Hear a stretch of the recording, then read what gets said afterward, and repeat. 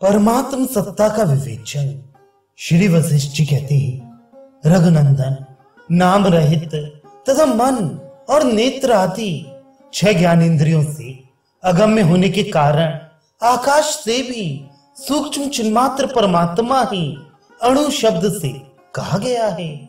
अणु के भी अणु सच्चिदानंद घन परमात्मा के अंदर अज्ञानियों की दृष्टि से सत सा और ज्ञानियों की दृष्टि से असत सा स्थित हुआ ये जगत बीज के भीतर वृक्ष की सत्ता के समान स्फुरित होता है। संपूर्ण वस्तुओं की सत्ता वास्तविक सत्ता के अधीन है। उसको यदि और किसी के अधीन माने तो भूल होगी। अतः स्वतः सिद्ध वास्तविक सत्ता से ही सबकी सत्ता है। ये परम आकाश रूपी परमात्मा सूक्ष्म होने के कारण नेत्रेंद्रिय का विषय नहीं है। सर्वात्मक होता हुआ भी वह मन सहित 5 इंद्रियों से अतीत होकर स्थित है। अतः अणु का भी अणु है। सर्वात्मक होने के कारण ही वह कभी शून्य नहीं हो सकता, क्योंकि वह है नहीं है ऐसा कहने और मनन करने वाला पुरुष आत्मा ही तो है। फिर उसकी असत्ता कैसे कही जा सकती है? किसी भी युक्ति से यहाँ सत वस्तु की असत्ता सिद्ध नहीं की जा सकती। जैसे कपूर अपनी सुगंध से प्रतीत होता है, वैसे ही सर्वात्मा सर्वव्यापी रूप से अनुभव में आता है। अणु का भी अणु चेतन परमात्मा ही सब कुछ है। मन और इंद्रियों की वृत्ति से नानात्व की प्रतीत होने के कारण मन परछिन्न रूप से ही वह सर्वात्मक है, और इंद्रियातीत होने के कारण वह निर्मल परमात्मा नित्य सत्तावान होकर भी कुछ प्रतीत नहीं होता, इंद्रियों का विषय नहीं होता। वही एक है और संपूर्ण जीवों के अंतःकरण में आत्मा रूप से अनुभूत होने के कारण अनेक भी है। वही अपने संकल्प से इस संपूर्ण जगत को धारण करता है। अतः जगत रूपी रत्नों का कोश भी वही है।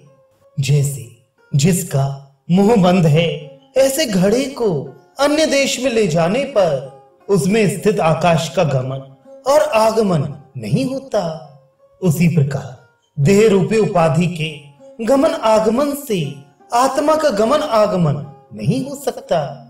चिन्मय परमात्मा अपनी चेतन से सूर्य आदि के प्रकाश का भी प्रकाशक है, और महाकल्प के प्रलयकालीन मेघों से भी वह नष्ट नहीं होता, क्योंकि वह स्वयं प्रकाश रूप एवं अविनाशी है।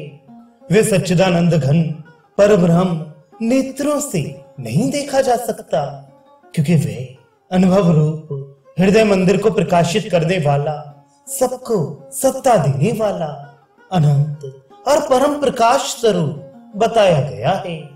आकाश आदि देश, काल और क्रिया आदि की सत्ता एवं जगत उसी ज्ञान स्वरूप परमात्मा में प्रतीत होते हैं। वही सबका स्वामी, कर्ता, पिता और भोक्ता है। वास्तव में परमात्मा होने के कारण उसका किसी से कुछ भी संबंध नहीं है।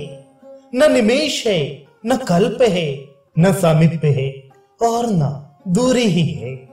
चेतन परमात्मा का संकल्प ही अन्य वस्तुओं के रूप में स्थित है, इसके अतिरिक्त कुछ नहीं है। इस प्रकार जगत की मिथ्यात्व का उत्पादन करने वाले युक्तियों की बारंबार भावना रूप अभ्यास के द्वारा निर्मल हुए मन से जिसने पारमार्थिक वस्तु ब्रह्म का दर्शन कर लिया है, उस पुरुष की अविद्या का नाश हो जाने के कारण चिदाकाश में उसे फिर संसार की प्रतीति नहीं होती। जैसे बीज के भीतर स्थित हुए वृक्ष की सत्ता अत्यंत सूक्ष्म होने के कारण आकाश के तुल्य है, उसी तरह ब्रह्म के भीतर स्थित हुए जगत का परमात्मा साक्षी है। इसलिए जगत का साक्षी से पृथक प्रतीत न होने के कारण सच्चिदानंद रूप से ही उसकी स्थिति है। शांत, सर्वात्मक, जन्म रहित, अद्वितीय आदि और मध्य से शून्य, निर्द्वंद, माया के कार्य से रहित, जगत रूप में नाना सा प्रतीत होता हुआ भी वास्तव में एक विशुद्ध ज्ञान स्वरूप अजन्मा सच्चिदानंद घन ब्रह्म ही है। उसमें किसी प्रकार की कोई कल्पना किसी तरह भी संभव नहीं है।